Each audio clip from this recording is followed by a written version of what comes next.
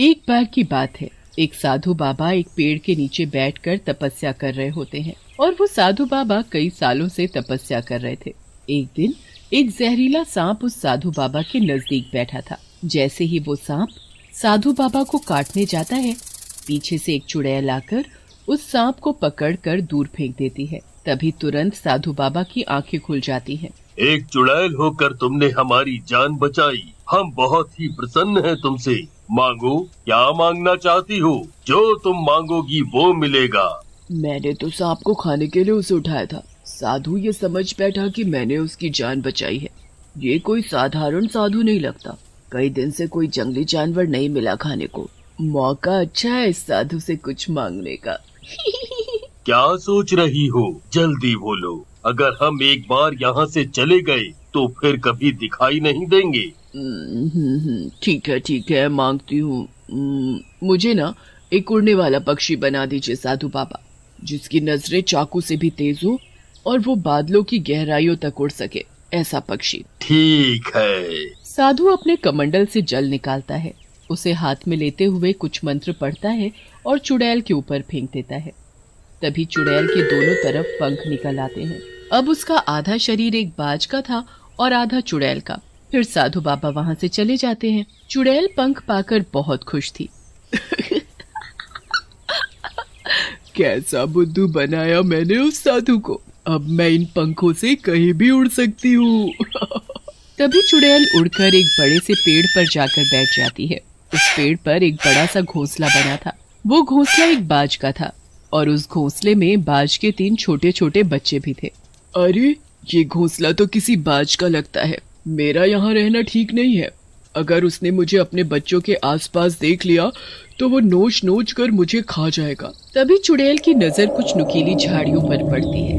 उन झाड़ियों में एक बाज मरा पड़ा था। तभी घोंसले से बच्चे चींची ची शोर मचाना शुरू कर देते हैं। लगता है ये बच्चे उसी बाज के हैं जो उन झाड़ियों में पड़ा है। शायद उन नुकीली झाड़ियों ने उसकी जान ले ली। पर अब इन बेचारे बच्चों का क्या होगा? ये अभी बहुत छोटे हैं, उड़ भी नहीं सकते। चुड़ैल को उन बच्चों पर बहुत तरस आता है। आज से मैं इन बच्चों की देखभाल करूंगी। शायद ये बहुत भूखे हैं। इनके लिए मैं जल्दी कुछ खाने को ले आती हूँ। चुड़ैल बच्चों के लिए कहीं से रोटी लाती है, पर बाज के बच्चे रोटी नहीं खाते। अरे, रोटी नहीं खानी तो क्या खाना है?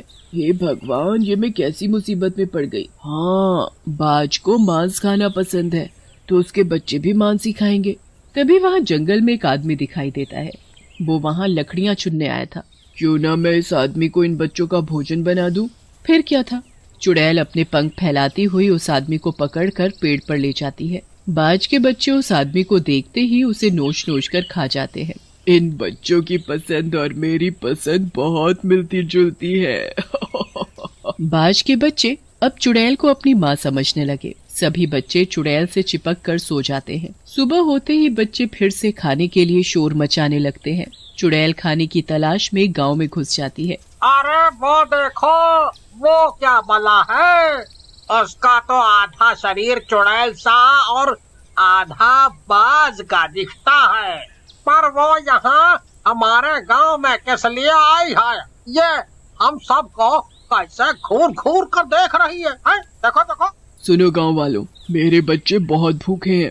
उनके लिए मुझे खाना चाहिए। आराम से देते हो तो ठीक, नहीं तो मुझे छीनना भी आता है। इसे तो देखने में भी बहुत डर लग रहा है।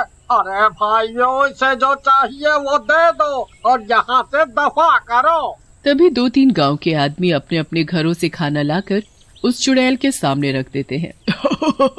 मेरे बच्चे ये सब नहीं खाते। फिर तुम्हारे बच्चे क्या खाते हैं? मेरे बच्चे मांस खाते हैं, वो भी इंसानों का।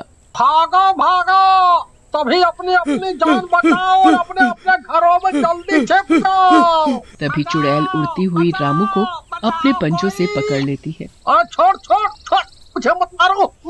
मैं तो अभी तुम्हारे लिए खाना लेकर आया था। तुम मुझे कैसे मार सकती हो? चुड़ैल हंसती हुई वहाँ से चली जाती है और रामू को भी बाज के बच्चे नोच नोच कर खा जाते हैं। अगर ऐसे ही वो चुड़ैल हम लोगों को अपने बच्चों का भोजन बनाती रही तो पूरा गांव एक दिन खत्म हो जाएगा। हाँ, हम सबको मिलकर कुछ करना होगा, नहीं तो वो हमारे बच्चों को भी तो उठाकर अपने साथ ले जा सकती है। उसके डर से हम कब तक अपने घरों में छिप कर रहेंगे? मैं तो बोलता हूँ क्यों ना हम सब सरपंच जी से बात करें। हाँ भाइयों, ये सही है। सभी गांव वाले सरपंच जी के पास जाते हैं।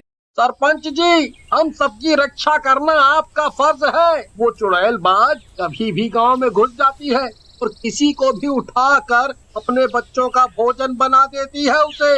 अब आप ही कुछ करिए। हाँ, मैंने देखा है उस चुड़ैल को।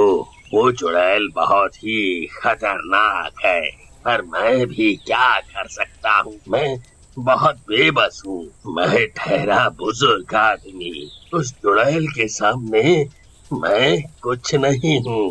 सरपंच जी, मैं एक बात बोलना चाहता हूँ। क्यों न हम ये गांव छोड़कर कहीं और चले जाएं? पूरा गांव बहुत बड़ा है और ऐसे कैसे हम अपनी जमीन छोड़कर कहीं और जाएं? तभी अचानक चुड़ैल अपने पंख फैलाती हुई वहाँ आ जाती है। पूरा गांव में एक जगह इकट्ठा होकर आखिर किस साजिश में लगा है? अब जल्दी बताओ, आज मेरे बच्चों का भोजन कौन बनेगा? तुम मुझे अपने साथ ले जाओ, मैं तुम्हारे बच्चों का भोजन बनूंगा।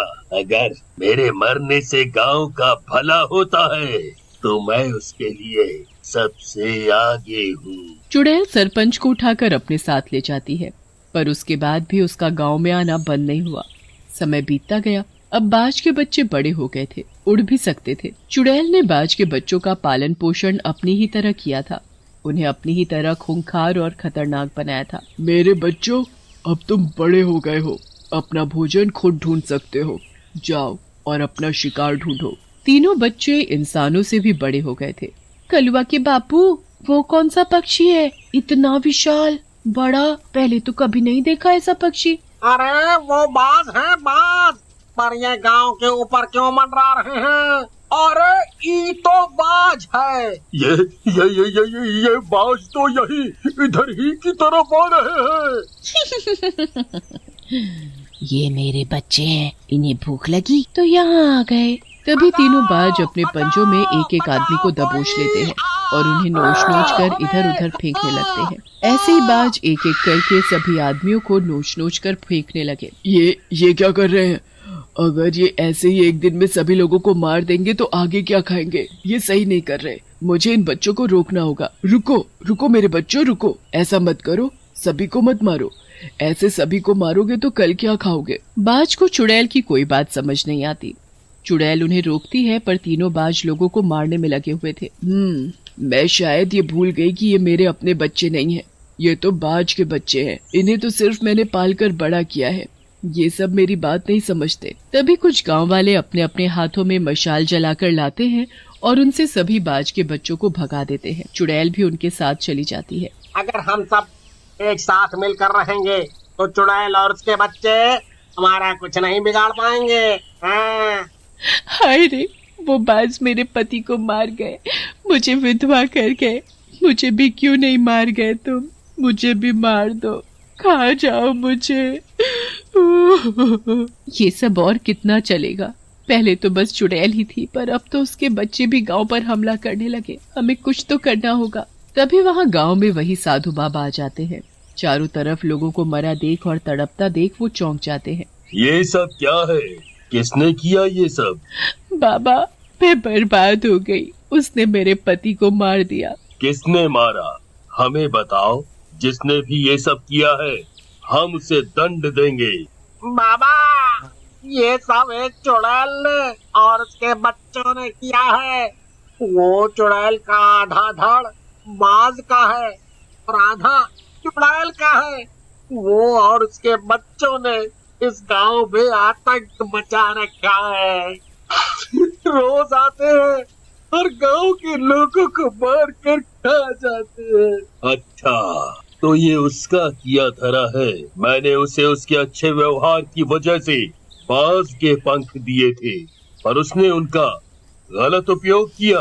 फिर साधु बाबा गुस्से में सीधा वहीं जाते हैं जिस पेड़ पर वो अपने बच्चों के साथ रहती थी।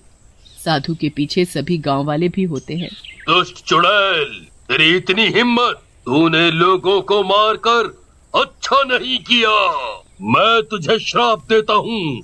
तू और तेरे ये शैतान बच्चे अभी कीड़े मकोड़े बन जाएंगे। आगे की जिंदगी इसी तरह जियोगे तुम। बाबा बाबा ऐसा मत करिए, आगे से हम किसी को नुकसान नहीं पहुंचाएंगे। साधु बाबा चुड़ैल की एक नहीं सुनता। तभी चुड़ैल बाज और उसके बच्चे छोटे छोटे कीड़े बन जाते हैं और जमीन पर रेंगने लगते हैं। फिर सभी गांव वाले चैन की सांस लेते हैं।